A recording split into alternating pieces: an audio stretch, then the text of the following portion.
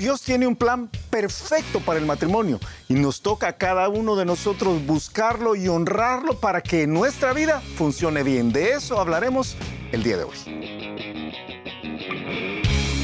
El reto de hoy. Acompáñanos en esta conversación dinámica para entender mejor cómo vivir nuestras vidas a la manera de Dios. Y toma el desafío para llevarlo a la práctica en tu vida diaria, aceptando el reto de hoy. Hola, ¿qué tal? ¿Cómo están? Somos Julio e Iván Contreras y te mandamos siempre un gran abrazo, un gran saludo desde el reto de hoy. Hoy día, Martes. Estamos hablando de matrimonio. De familia. Estamos hablando de familia, Sí. pero hoy vamos a hablar de matrimonio. Estamos hablando del plan perfecto para cada familia imperfecta. Ajá. Estamos hablando de familia, realmente. Una circunstancia en la cual vemos que hay una lucha por todos lados y hay una carga de nosotros grande en el corazón. sí, y hay una influencia que en los más jóvenes, hasta en la Biblia, por supuesto, hacia la iglesia, hacia la fe fuerte, pero es competido por la cultura. Es competido Por la una cultura muy cambiante Sí, en los sí. últimos, ¿qué dirías? ¿En los últimos 20 años? No, 30 años? más. Fíjate, Chelto, yo estaba viendo algunas estadísticas y hoy te traigo un paquete de estadísticas Qué bueno.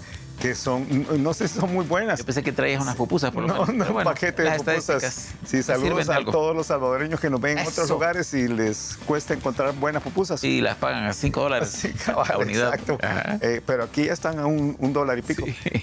Pero entonces la parte compleja de ver las estadísticas del deterioro, Sí. realmente algunas cuando uno va a estudiarlo van tan atrás como 1965. Yo estaba viendo, sí.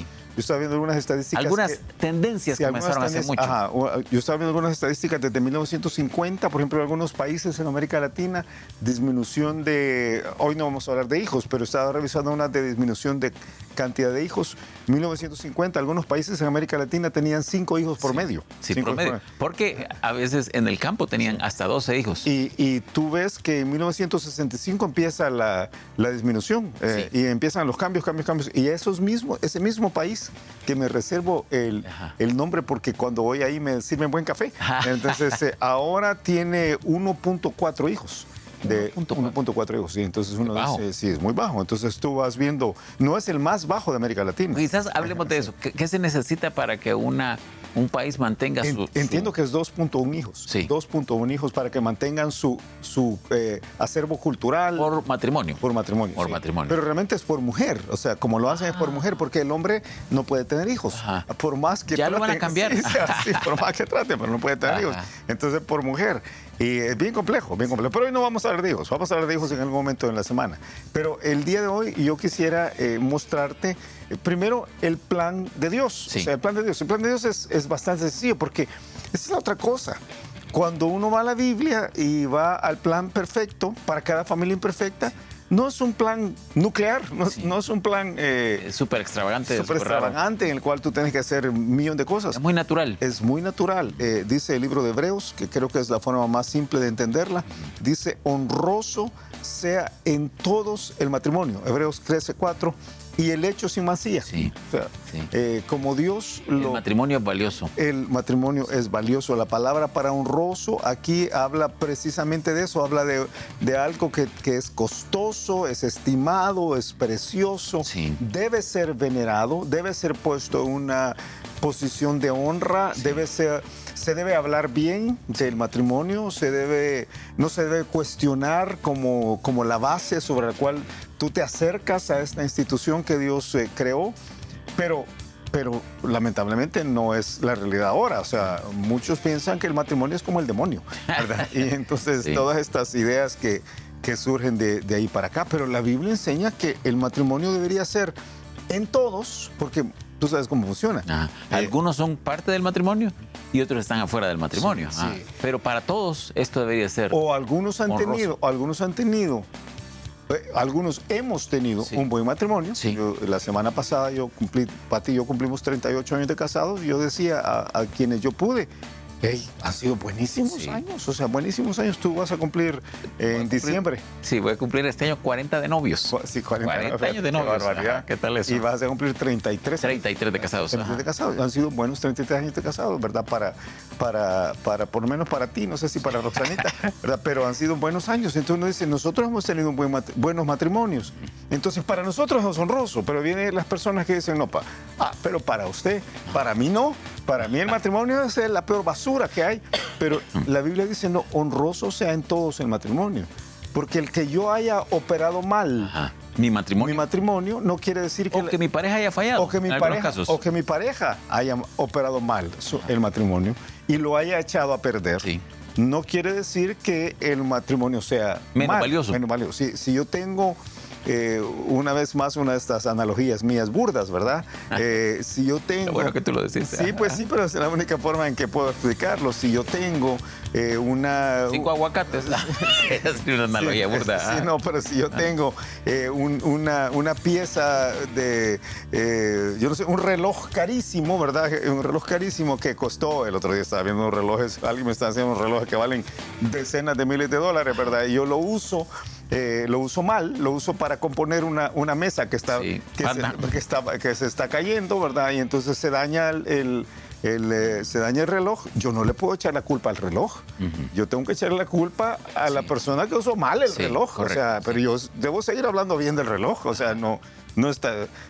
A lo mucho hablo mal del insensato que usó mal el reloj. Sí, correcto, entonces, lo mismo es el caso del matrimonio. El matrimonio es honroso. Honroso. Y perdón, y yo repito de una forma diferente. Los dos que son parte de ese matrimonio tienen que cuidarlo y valorarlo. Pero los que están afuera, los hijos, los papás de ella, los papás de él, los cuñados, unos que son ajenos, no tienen que meterse en un matrimonio de alguien que ya tiene pareja, porque es valioso y debe ser cuidado por todos. Sí, y yo te propongo así rápido, porque no es esta semana una semana para estudiar solo el matrimonio. De acuerdo. Yo te propongo 4 Fs, en las cuales uno debe hacer que la honra del matrimonio funcione. Que sea funcional, ¿verdad? Sí. Aunque una de las F es funcionamiento. Entonces, la formación del matrimonio. Sí. O sea, el matrimonio debe formarse de acuerdo al plan de Dios. Sí. En el caso de creyentes, tiene que ser de dos de la misma fe, dice el libro de 2 de Corintios. Dos de la misma fe, que también hay que explicar. Sí, los dos tienen que ser creyentes. Tiene que ser un yugo de dos, pero no basta con que sean solo creyentes, que se digan creyentes. Por eso, hace poquito yo explicaba en una noche de viernes, debemos ir en el mismo rumbo los dos, porque entonces la cosa va a funcionar bien. Debemos tener los mismos valores, o sea, y entonces la cosa va a funcionar bien. Cuando los creyentes tenemos esto, la formación del matrimonio es muy bueno. Cuando desde el noviazgo, que es una de las cosas que vamos a estudiar en esta serie que estamos desarrollando en Vida Nueva, pero cuando desde el noviazgo el matrimonio no es visto como algo honroso, sino que yo aquí ando con una chica por ahí, otra por allá. Le hago ojitos a otra, aunque no me meta con ella. No entiendo el concepto de la mujer ajena, que no es mía, ¿verdad? Sino que vivo por ahí, no entiendo este concepto que eventualmente me voy a casar y debo procurar vivir mi vida para estar listo para ese momento. Entonces, el matrimonio termina muy mal. No enseñamos a veces a nuestros hijitos a cuidar su matrimonio que van a tener algún día. Algún día. Entonces, el matrimonio debe ser honroso en su formación, debe ser honroso en su funcionamiento, o sea, en la forma como se desarrolla, como Dios estableció. Aquí estamos diciendo que Dios ha establecido roles, papeles, valores, orden. Y básicamente dijo una estructura de funcionamiento, ¿verdad? Él es la cabeza y hay una estructura de autoridad en la cual todo depende de él. Yo te decía ayer de la relación que tenemos con él. Hay una cabeza que es de responsabilidad primariamente, porque todo el mundo piensa, es la autoridad, ¿verdad? No, es la responsabilidad primaria que se le ha dado al hombre, y con esa responsabilidad viene delegada la autoridad, y luego viene un rol que la esposa debe cumplir. Entonces tiene que haber amor y respeto en las dos. Cuando esto no funciona, entonces hemos perdido la capacidad de honrar el matrimonio. El hombre debe ser un buen proveedor. Sí, por supuesto. Proveedor espiritual, económico y emocionalmente. O sea, cuando el hombre no tiene sentimientos, pues el asunto no va a funcionar, Sí. ¿verdad? Entonces, Cuando no se comunica. cuando no se comunica o cuando la mujer no tiene la capacidad de controlarse y no le da bien, sino que le da mal todos los días de su vida, entonces el asunto va a ser... Cuando no le respeta, cuando no le admira. Sí, Yo conocí a una mujer que me dijo, es que fíjese que la verdad, me dijo, yo soy mucho más inteligente que él. Entonces yo dije, aquí estamos mal. Sí. Porque este principio no lo digería. Sí. Entonces yo creo que soy más inteligente y yo creo que yo debo ser la que guíe este matrimonio. Soy más inteligente y él es realmente un pedazo de tonto. Casi te lo digo. Ajá. Entonces, ahí sí está bien complicado. Entonces, honroso sea la forma como Dios diseñó el matrimonio, en la formación, en el funcionamiento, en la fructificación del matrimonio. O sea, el matrimonio tiene que ser para dar fruto. Ok. Para ser fruto. ¿A qué te refieres ahora? Yo creo que hay dos maneras de hacerlo. Una parte es el fruto de nuestros hijos. Sí. Yo creo que el matrimonio tiene que de alguna manera perseguir la repoblación de esta realidad. Yo no pienso que uno tiene que ver todos los hijos que uno pueda. Ajá, no, claro. no, Ajá. pero como vamos a ver en algún momento en esta serie, hay una responsabilidad de llenar nuestra, bueno, lo vimos la semana pasada, hay una responsabilidad de llenar nuestra aljaba de los hijos, ¿verdad? Y lanzarlos de alguna forma. Cuando alguien se casa y se casa con el propósito de nunca jamás tener hijos, hay algo ahí que está Aquí está lejos. necesitamos parar porque dice la Biblia que los hijos son el fruto del vientre, Sí. de gran estima. Pero ahora yo veo dos posiciones complicadas. Yo he ido en otras culturas, en otros países de Latinoamérica, donde yo veo que hay una idea generalizada de que es una irresponsabilidad traer hijos a este mundo. ¿Cómo vas a creer que vamos a traer si este mundo está sobrepoblado y a veces la idea está tan taladrada. Sí, que casi que es difícil decir lo contrario, entrar en esta dinámica porque veo que eso es común. Sí. Y el otro extremo que lo he tenido con parejas creyentes, varias que dicen, ok, entonces es incorrecto no querer tener hijos. Entonces hemos dicho, ¿verdad? No es que sea incorrecto, es por qué no querés tener Yo hijos. creo que, por eso te digo, yo creo que hay una parte en la cual uno tiene que analizarse Sí. cuáles son los motivos. Y eso es lo que estudiamos de alguna forma la semana pasada, el domingo pasado en Vida Nueva. Yo creo que la razón por la cual yo no tengo esas flechas, Sí. los hijos son flechas Sí. que debemos arrojar. Los hijos nunca son para uno, Sí. los hijos son para Dios, ¿verdad? Es el fruto del vientre para Dios. Pero cuando no están cuando no están en el radar, ¿verdad? Sino que yo me casé solamente para vivir para mí y entonces ahí hay un problema de egoísmo Sí. profundo, ¿verdad? Que tiene que revisarse. El matrimonio es honroso, entre otras cosas, para dar fruto, porque al final de todo, el propósito del matrimonio es llevar fruto para Dios. Sí. O sea, y las personas son parte del fruto. Yo creo que hijos espirituales es parte del fruto. Claro. Yo creo que el avance del reino es parte del Sí. fruto. Entonces, cuando no hay esto, el matrimonio no funciona. Y la cuarta F, si me permites decirte. Funcional. Porque te he dicho que es la formación del matrimonio, el funcionamiento del matrimonio, la fructificación del matrimonio y la finalización del matrimonio. O sea, la finalización del matrimonio debe hacerse por la forma como Dios lo diseñó. Hasta que la muerte nos separe. Hasta que la muerte nos separe. O sea, Dios dice, el matrimonio se tiene que terminar tarde o temprano. Sí. Cuando uno de los dos se muere. Romanos 7, ¿verdad? En Romanos 7 dice, el marido, la mujer... Está ligada al marido mientras estén... Pero luego está libre. Está o sea, libre, sí. ahí se termina todo. Ahí se puede volver a casar. Hay algunos criterios en Mateo capítulo 19, en 1 Corintios también, en 1 Corintios capítulo 7, Sí. 1 Corintios capítulo 6, en los cuales se abre la puerta cuando hay adulterio para terminarlo. Pero la cantidad de divorcio que ahora se da por cualquier otra razón, Sí. o la forma como se inicia el matrimonio pensando en que yo me voy a divorciar si es necesario, Ajá. y como dicen nuestros compañeros de podcast, ¿verdad? De Relevante, J-Lo y los 7 anillos, los Sí. 7 anillos de J-Lo, ¿verdad? O sea, y la facilidad con la que alguien se casa y se divorcia, eso es no tener honra. Mira, para el matrimonio. yo he hablado ahora con algunas parejas, ya no es con una, pero que él me ha dicho, es que si ella se engorda, yo me divorcio. Yo he oído eso. Pues yo lo había oído Sí. como una historia, ahora lo he oído en varias ocasiones y le dije, ¿por qué te divorciarías si ella se engorda? Si es por una enfermedad no hay problema, Sí. pero si es porque no se quiere a sí mismo. Sí. No merece ser querido.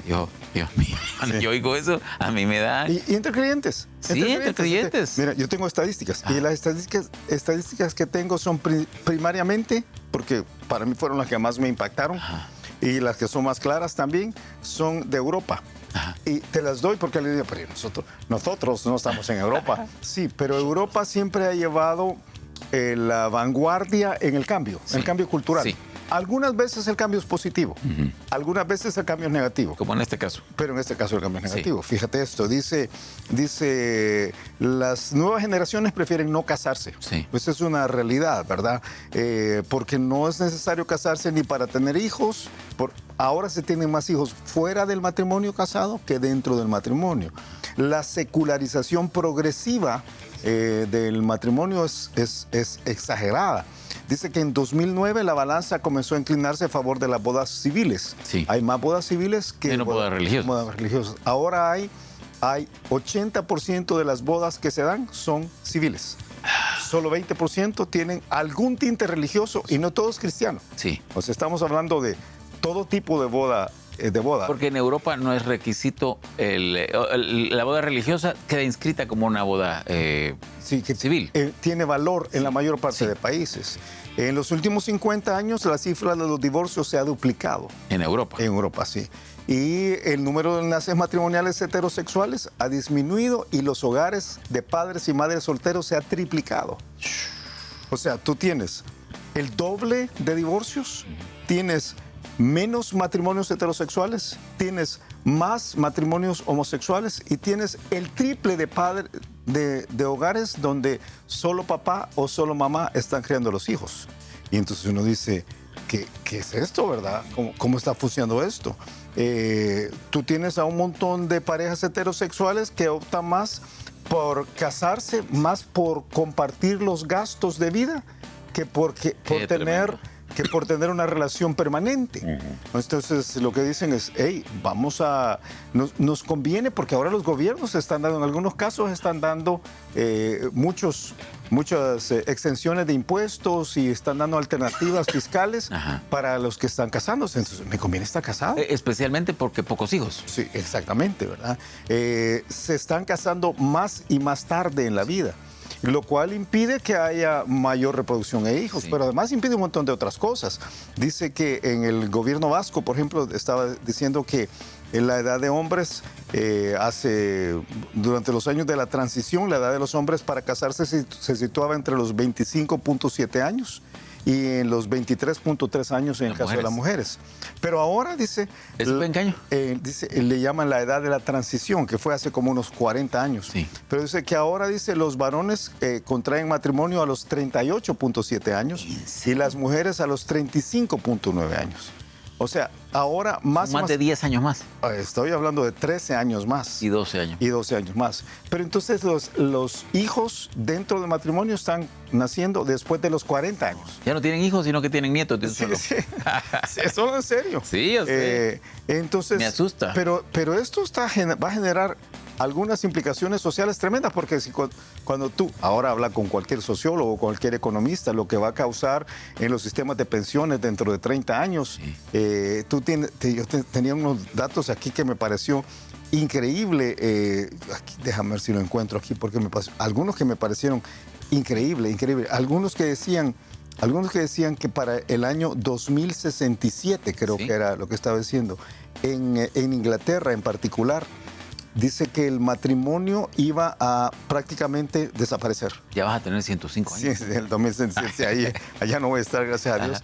Pero en 2067 lo que estaban diciendo era que se iba a considerar como algo histórico. Como algo histórico. Sí. No iba a ser, el matrimonio no iba a ser más visto como una realidad necesaria. Iba a ser, decían ellos, más o menos el 10% de las relaciones de pareja. Entonces uno dice, qué tremendo esto. Porque lo que Dios ha dicho es, hombre, cásense y cásense como yo digo. Sí. Cásense de la manera correcta en los procesos de formación, en los procesos de funcionamiento, en los procesos de fructificación y la manera como se finaliza un matrimonio. Sí. Pero cásense como yo digo. Ese es el plan perfecto para cada familia, que siempre va a ser imperfecta. Sí. Porque muchos dicen, no, pero es que yo no me caso por eso. Dios tiene un plan. El problema es cuando cada uno de nosotros dice, no, yo voy a meter las manos. En este diseño que yo no hice, yo quiero meter las manos y yo creo que yo puedo arreglar este diseño para que para mí me funcione. Y el asunto no funciona. Tiempo. Escuchamos el reto de hoy. El reto de hoy es entender que Dios tiene un plan perfecto para el matrimonio. Y es darle la honra, el valor, hacerlo de la forma, verlo de la manera en que solamente Dios dice que se debe ver, ponerlo en un lugar especial, hablar bien de él, tratarlo como Dios quiere que le trate, aun si nosotros no hemos experimentado un buen matrimonio o si venimos de una familia que no tuvo un buen matrimonio. Pero Dios tiene razón. El matrimonio debe cuidarse, debe obrarse de la forma correcta en la formación del matrimonio, en el funcionamiento del matrimonio, en la fructificación, de la manera en cómo el matrimonio debe fructificar y, por supuesto, solo debe finalizar de la manera en que Dios dice que finalice.